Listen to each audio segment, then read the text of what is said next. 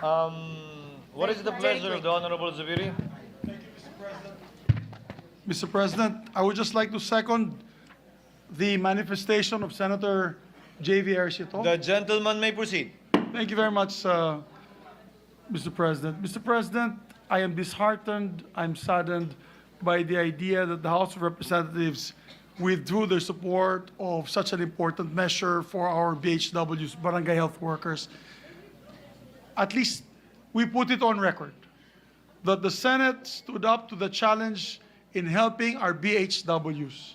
We did our best, Mr. President. You did your best. We did our best. And it's just unfortunate that they had to withdraw the adoption of the measure, which will put the nail on the coffin of this measure for the 19th Congress. So we just like to put that on record, including, not to mention, our minimum wage bill, Mr. President, that you and I have been fighting for from the very beginning. They continuously insist on the 200 peso minimum wage. We all know that the businessmen, the small and medium enterprises cannot afford such a large sum, and they insist on that amount when we are 100 pesos a day per minimum wage earner increase.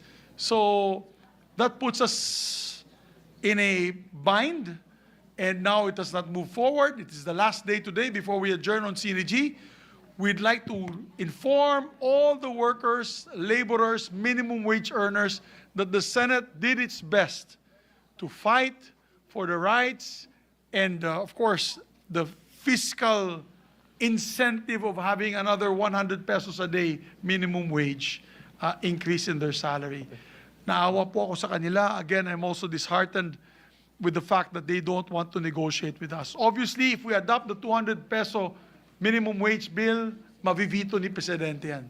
Definitely that will be vetoed. And if that will be vetoed, we torpedo the measure and it looks bad on everyone.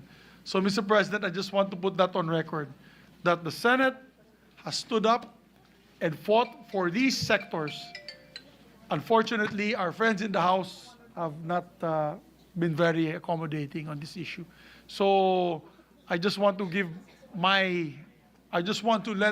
vent out my sadness on these particular two topics. And I thank the Senate President and our colleagues for fighting side by side with us in pushing for these social justice measures. Maraming salamat po, Mr.